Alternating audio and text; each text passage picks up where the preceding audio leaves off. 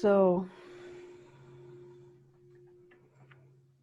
in case you haven't noticed, we're going to call this period of time what it is. It's humanity's dark night of the soul.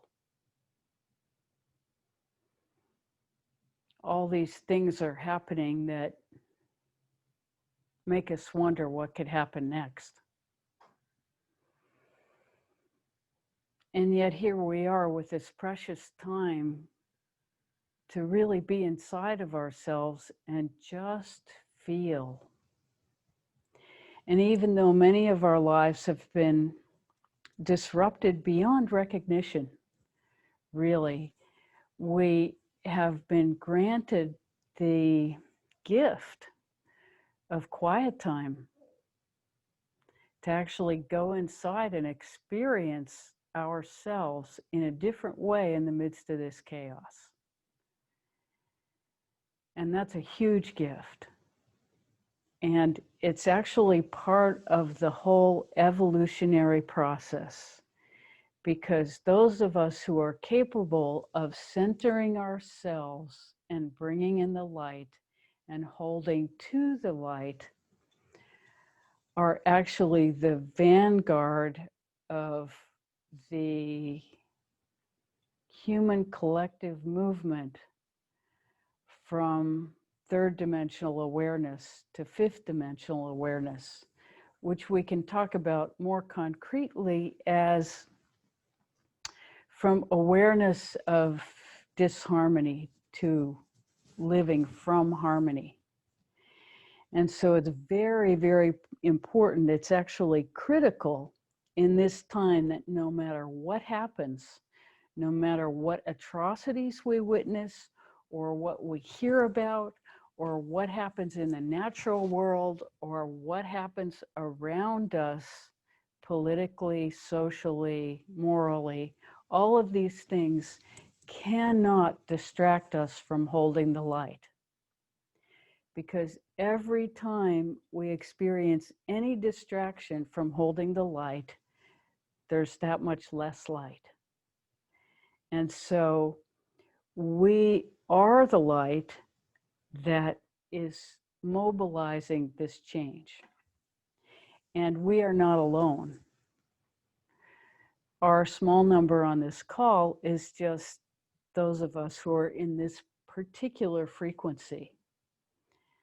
There are millions of people who are focusing on the light. And the more we focus on the light, the more the darkness gets afraid that it's going to lose its hold over us. And so what we experience as fear of darkness is actually us being empathic of the fear that darkness is experiencing as the light is overwhelming it. Now take that in for a second. Darkness knows that it's losing the battle against the light. And so it's very afraid of what's going to happen when it loses. And so we as empaths are feeling that fear. And so we think we're afraid of the dark, but we're not afraid of the dark. We've been facing the darkness in ourselves for decades. We've been doing our work. We've been cultivating through that darkness and bringing it to light in ourselves. And so when we feel that fear, we think it's more of our own. We're empaths. We are feeling the fear of the darkness at coming into the light. So whenever we feel fear, we can't let it distract us from the light that we are, that we know we are. And so as we focus on that light, it's also very important that we celebrate the dawning of the light. Because in this celebration, This is how abundance happens. We don't wait for it to manifest outside of us before we engage it. That's too late. We have to celebrate it like the Native Americans would do the rain dance to bring the rain. They knew the rain was coming. They just wanted to celebrate it, right? So in this celebration of the appearance of the rain before the rain comes, you actually experience the abundance of the rain, and the rain comes. In the same way as we experience the light in ourselves, we celebrate the arrival of the light into the whole as though it has already occurred, because we know it's coming, because we experience it in ourselves. And so we expand that light experience of ourselves and share it with every single person that we meet. And it gets bigger and bigger and bigger. We expand it inside of ourselves so that our sphere of influence expands. And so that whatever our sphere of influence is, it also brings the light to others. And we do it in our physical world. We participate in everything with flow, and we are light beings.